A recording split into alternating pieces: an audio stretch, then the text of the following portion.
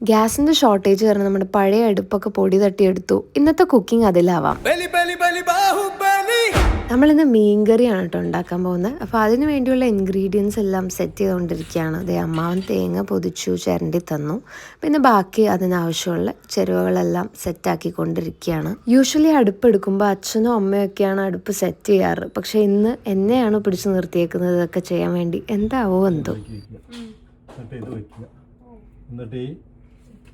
നീ എന്ത് തേങ്ങയാണ് പറയുന്നേ? എനിക്കൊന്നും മനസ്സിലാവുന്നില്ലല്ലോ. നീണ്ട ഒരു 10-20 മിനിറ്റ് സെഷന് ശേഷം ഞാൻ ദേ അടുപ്പ് കത്തിക്കാൻ പോവാണ്. എന്താവോ എന്തോ.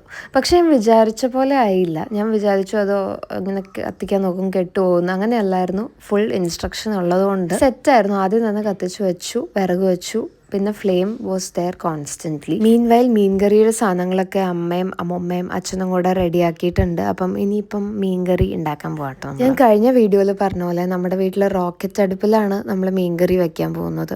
അപ്പം അതിന് ഒരുപാട് അഡ്വാൻറ്റേജസ് ഉണ്ട് കേട്ടോ. ഇപ്പോൾ ഒരുപാട് പേര് റോക്കറ്റ് അടുപ്പ് വാങ്ങിക്കാനൊക്കെ കിട്ടും. അപ്പോൾ അതിലാണ് കുക്ക് ചെയ്യുന്നത്. ഞങ്ങൾ വീട്ടിൽ തന്നെ സെറ്റ് ചെയ്ത റോക്കറ്റ് അടുപ്പാണിത്. അപ്പം ഇതിൻ്റെ അഡ്വാൻറ്റേജ് മെയിനായിട്ട് എന്താണെന്ന് വെച്ചാൽ വളരെ കുറച്ച് വിറക് മതി ആൻഡ് പൊല്യൂഷൻ കുറവാണ്, പെട്ടെന്ന് കുക്കുമാകും. അതുകൊണ്ട് തന്നെ എല്ലാം ഫാസ്റ്റ് ആയിരുന്നു.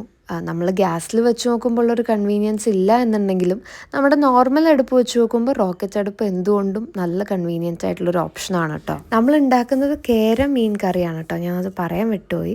അപ്പം മീൻ കറി ഇവിടെ ആവുന്ന സമയത്ത് നമ്മളിവിടെ നമ്മുടെ നോർമൽ അടുപ്പ് എടുത്തിരുന്നു വെള്ളം തിളപ്പിക്കാൻ വേണ്ടി. കുടിക്കാനൊക്കെ ഉള്ള വെള്ളം ഇതിൽ ചൂടാക്കാം എന്ന് ഓർത്തു. ഈ ചൂടത്ത് അടുപ്പിൽ നിന്ന് ഭക്ഷണം കുക്ക് ചെയ്യുക എന്നുള്ളത് ഒരു ടാസ്ക് തന്നെയായിരുന്നു. പക്ഷേ എല്ലാവരും കൂടെ ഒന്നിച്ച് ചെയ്തപ്പോൾ പെട്ടെന്ന് പരിപാടിയെല്ലാം കഴിഞ്ഞു and it was fun actually. Family എല്ലാവരും ഒന്നിച്ചിരുന്ന് ചെയ്തപ്പോൾ ആൻഡ് മീൻകറി കഴിച്ചപ്പോൾ I was so happy because നല്ല ടേസ്റ്റുള്ള മീൻകറി ആയിരുന്നു കേട്ടോ. സോ നമ്മുടെ മീൻകറി ഓൾ സെറ്റ്. ഞാൻ നേരെ പോയി ചോറിനാൻ പോവാണ്. അപ്പോൾ അടുത്ത വ്ളോഗിൽ കാണാം ഗൈസ്.